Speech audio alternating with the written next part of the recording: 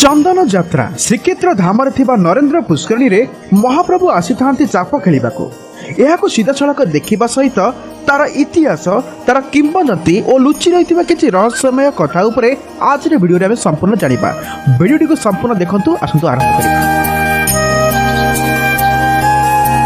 श्रीमंदिर सह संपृक्त यात्रा बा उत्सव मानक मध्य चंदन यात्रा एक दीर्घकालीन यात्रा। यह यात्रा 42 दिन धरी पालन होता है। दो विध स्वरूप यह पालन करा जाता है यथा भीतर चंदन और बाहर चंदन।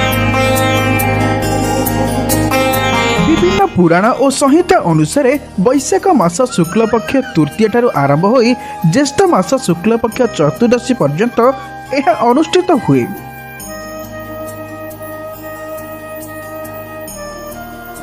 बाहर चंदन बेले महाप्रभुंक चलंती प्रतिमा मदन मोहन रामकृष्ण श्रीदेवी भूदेवी एवं पंच महादेव श्री जम्बेश्वर श्री लोकनाथ श्री नीलकंठेश्वर श्री मार्कंडेश्वर और श्री कपाल मोचनेश्वर सुसज्जित विमान रे नरेंद्र पुष्करणी को नौविहार पई यात्रा करिथांती।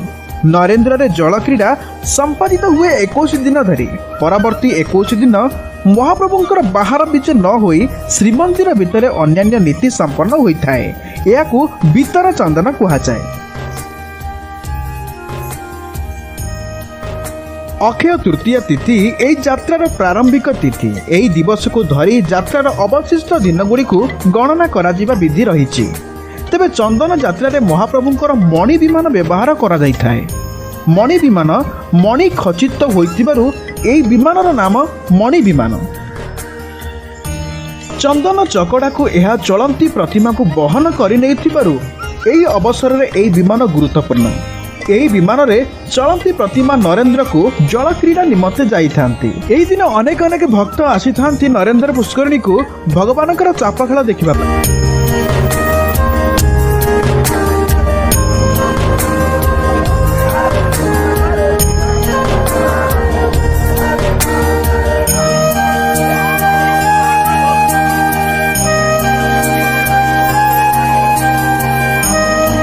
मणि विमान को बहन करने 12 जन एवं रामकृष्ण विजय करुथिबा पालिंकी निमंते 6 जन विमान बड़ू सेवक नियोजित होइथांती। एही सेवकंकर यह गोष्ठीगत सेवा अटे। एथिपाई अनंग भीमदेवंक समय रे श्रीमंदिर उत्तर पश्चिम कोण रे विमान बड़ू साई स्थापित होइथिला।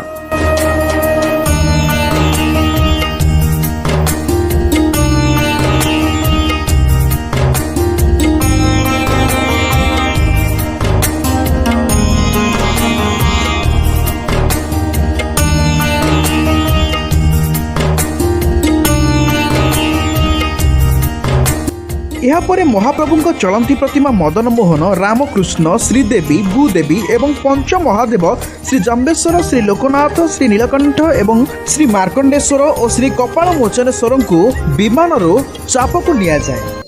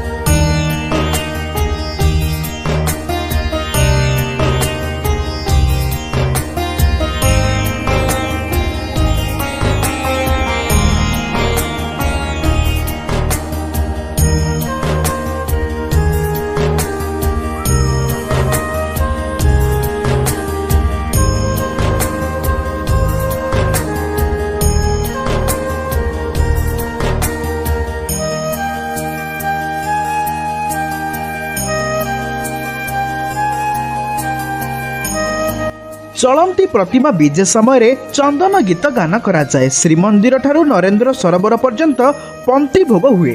श्रीमंदिर लिपि मुताबक प्राय 32 जगार पंक्ति भोग होता है। नरेंद्र चकड़े पहुँचवा पर बड़ चापरे रामकृष्ण विजे करती।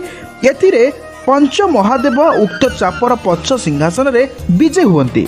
द्वितीय चापरे मदन मोहन भूदेवी श्रीदेवी विजे करती। तापरे वाद्यकार माने आग चापरे जीवा पर ठाकुर मानकर दुईटी चाप बाहरी नरेंद्रर चतुर्पार्श्व भ्रमण करिथांती।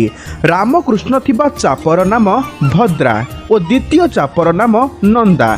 दिन भितर दुई थर चाप हुए, दिन चाप और रात्रि चाप। दिन चाप एक घेरा होइथिबा बेले रात्रि चाप 3 घेरा होइथाए।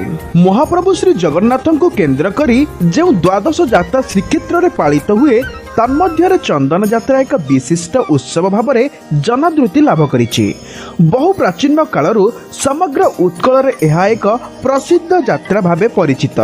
सूत संहितार कहुଯାଇଛି दोले च दोल गोविंद चापेसु मधुसूदन रथे तु बामन दृष्टा पुनर्जन्म न विद्यते। कहुଯାଇଛି दोलरे जदि आमे दोल गोविंद को दर्शन करिबा, चापरे मधुसूदन को दर्शन करिबा एवं रथरे बामन को दर्शन करिबा तेबे पुनर्जन्म न विद्यते। भारत रे अनेक प्रसिद्ध मंदिर मानकरे ग्रीष्म ऋतुरे विग्रह मानकठारे चंदन लागि हेबार विधि रही आसीछि। एहार वैज्ञानिक और आध्यात्मिक यथार्थता जहाँ हेउना कहीं ग्रीष्मर प्रचंड रौद्रतापरू रक्षा पाई शरीर को लोड़ा हुए शीतलता। चंदन लेपन शीतलता भरी दिए। साधारणतः मानवीय दृष्टिकोण अनेक समय धार्मिक चेतना प्रतिफलित होई विभिन्न उत्सव सृष्टि होईछि।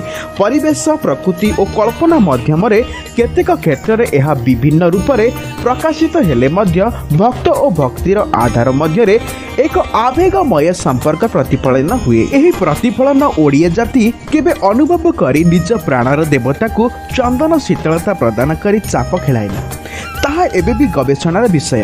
तथापि यह सत्य जे यह पछरे कारण ही केवल भक्तर सुलभ आवेग प्रवणता व्यतीत अन्य किछि नहीं। तेणु समग्र उत्कल खंड चंदन यात्रा एक प्रसिद्ध यात्रा।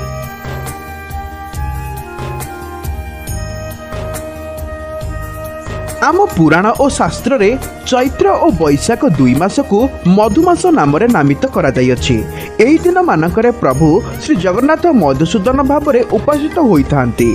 चाप कଳରେ थिबा मधुसूदन को दर्शन कले अशेष पुण्य अर्जन होइथाए और पुनर्जन्म दुखरू प्राणी मुक्त होइथाए।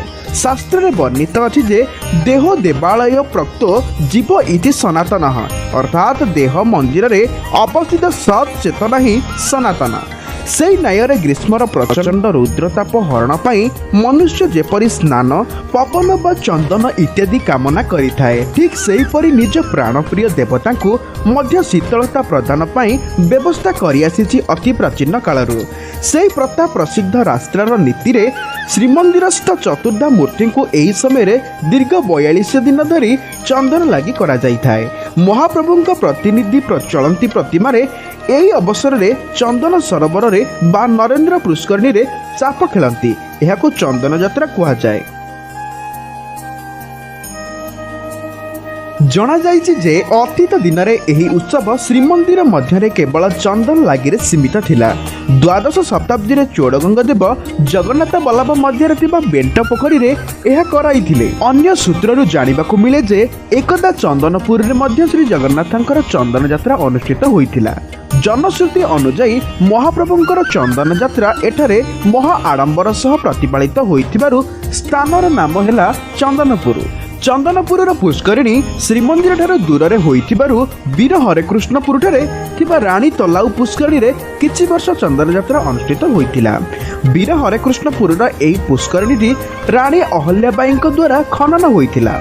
एही पुष्करिणी रे पश्चिम पटे चंदन यात्रा उद्देश्य रे गोटे एकचालिया विशिष्ट गृह निर्माण होइथिला। क्रमे एही स्थान एकचालिया पाटना नाम रे मध्य नामित हैला। पुष्करिणी पार्श्व सबुरे पत्थर बंध निर्माण होइथिला। पुष्करिणी रे प्रवेश पाई 22टी पहाच मध्य निर्माण होइथिला। मात्र नरेंद्र पुष्करिणी निर्माण परे महाप्रभुंकर चंदन यात्रा एठारे हेउछि।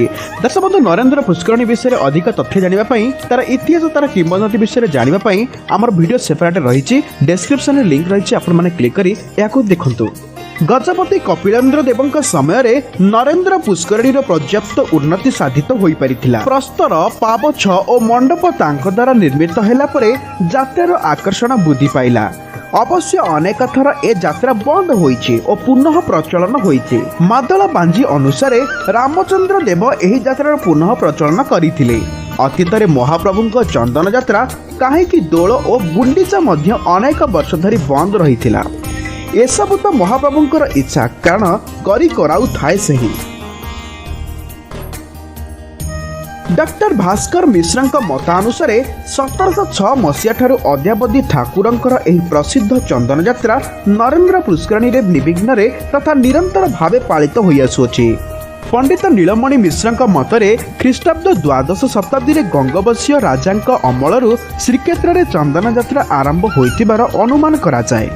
ଗୋଟିଏ କଥା, ମନୁଷ୍ୟ ତୁଲେ ଲୀଳାଚାର ଦେବେ ମାନବ ଆଗୋଚର। ଦାରୁବ୍ରହ୍ମଙ୍କ ମାନବୀୟ ଲୀଳାରେ ଲକ୍ଷ୍ୟ କରାଯାଏ ତାହା ହେଲା ମାନବ ଯାହା କରେ ସ୍ୱାର୍ଥ ବା ନିଜ ପାଇଁ, କିନ୍ତୁ ଦାରୁବ୍ରହ୍ମ ଯାହା କରନ୍ତି କେବଳ ଭକ୍ତମାନଙ୍କର ଆନନ୍ଦ ବିଧାନ ଏବଂ ଲୋକଶିକ୍ଷା ନିମିତ୍ତ।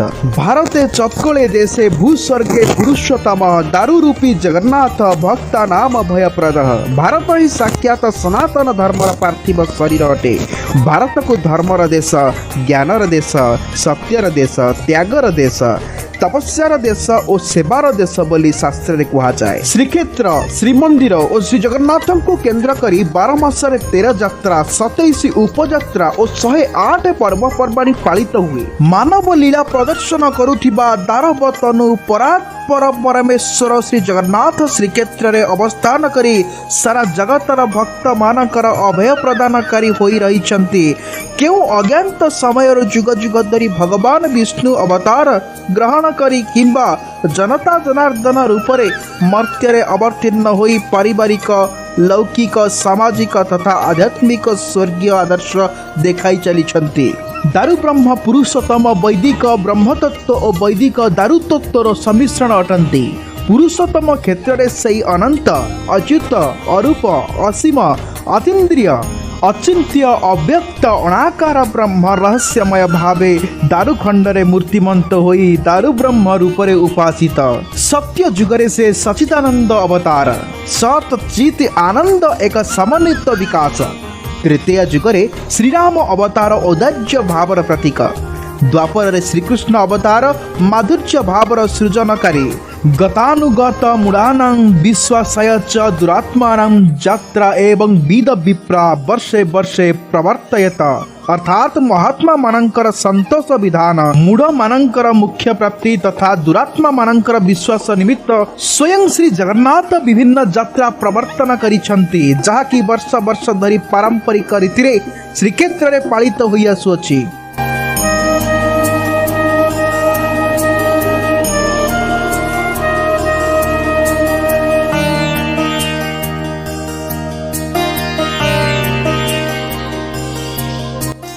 ଏହା ବ୍ୟତୀତ ଆମ ଶାସ୍ତ୍ର ମତରେ ଅର୍ଥାତ୍ ଶିବ ପୁରାଣରେ କୁହାଯାଇଛି ସତ୍ୟ ଯୁଗରେ ଧ୍ୟାନ ଦ୍ୱାରା, ତ୍ରେତୟା ଯୁଗରେ ତପସ୍ୟା ଦ୍ୱାରା ମିଳେ ଏବଂ ଦ୍ୱାପର ଯୁଗରେ ଯଜ୍ଞ ଦ୍ୱାରା ଜ୍ଞାନ ସିଦ୍ଧ ହୁଏ। ହେ ପ୍ରଭୁ, ମୁଁ କୌଣସି ପାର୍ଥିବ ବସ୍ତୁ ମାଗୁ ନାହିଁ, ମୁଁ ଚାହେଁ ପରମ ଗତି, ଯାହା କେବଳ ଆପଣଙ୍କର ସାନ୍ନିଧ୍ୟରୁ ମିଳିପାରିବ। ମହାପ୍ରଭୁଙ୍କ ନିବିଡ଼ ସାନ୍ନିଧ୍ୟ ଲାଭ ଆଶାରୁ ଜନ୍ମ ନେଇଛନ୍ତି 12 ମାସରେ 13 ଯାତ୍ରା। କୁହାଯାଏ ଦୋଳେଚ ଦୋଳ ଗୋବିନ୍ଦ ଚାପେଶୁ ମଧୁସୂଦନ ରଥେତୁ ବାମନ ଦୃଷ୍ଟ୍ୱା ପୁନର୍ଜନ୍ମ ନ ବିଦ୍ୟତେ।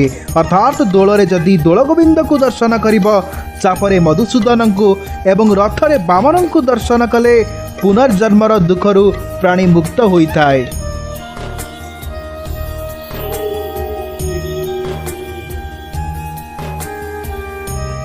ବୈଶାଖ ଶୁକ୍ଳ ତୃତୀୟା ବା ଅକ୍ଷୟ ତୃତୀୟା ଠାରୁ ଆରମ୍ଭ ହୋଇ ଜ୍ୟେଷ୍ଠ ଶୁକ୍ଳ ଚତୁର୍ଥୀ ପର୍ଯ୍ୟନ୍ତ ଅନୁଷ୍ଠିତ ହେଉଥିବା ଚନ୍ଦନ ଯାତ୍ରା ବାସ୍ତବରେ ମହାର୍ଘ୍ୟ, କାରଣ ଶାସ୍ତ୍ରରେ ଅକ୍ଷୟ ତୃତୀୟା ଏକ ଗୁରୁତ୍ୱପୂର୍ଣ୍ଣ ଦିନ ଅଟେ।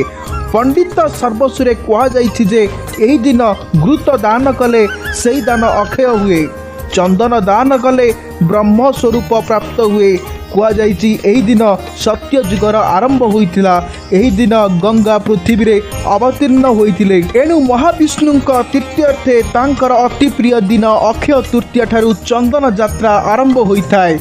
चंदन यात्रार 20तम दिन में भौरी यात्रा हुई परदिन 21तम दिवस रे बाहर चंदन यात्रा शेष हुए और महाप्रभु श्रीमंदिर को बाहुरी आसंती। विभिन्न वेश और नर्तक नर्तकी नृत्य अभिनय यही समय अन्यतम आकर्षण साजी थाए। यही दिन में महाप्रभु चलंती प्रतिमा मदन मोहन रामकृष्ण श्रीदेवी भूदेवी एवं पंच महादेव श्री जम्बेश्वर श्री लोकनाथ श्री नीलकंठेश्वर श्री मार्कंडेश्वर और श्री कपालमोचनेश्वर को दर्शन कले अशेष पुण्य अर्जन होता है और पुनर्जन्म दुखरु प्राणी मुक्त होता है। वीडियो को आमे एतिके रखिबा। जय जगन्नाथ जय जगन्नाथ जय जगन्नाथ। महाप्रभु जगन्नाथंकर एई सुंदर वीडियोटी आपण मानकु निहाती भल लागितिबो। भल लागितले भल पाया पूर्वक गोटे वीडियो को लाइक कर दियंतु, आपनका मतामत कमेंट रे जणांतु एवं कोउ दिन आपण माने चंदन यात्रा देखिचंती बा चंदन पोखरी को आछंती नरेंद्र पुष्करणी को देखिचंती कमेंट माध्यम रे जणैबे एवं केउ जिल्ला रो देखुचंती आपण जणैबे।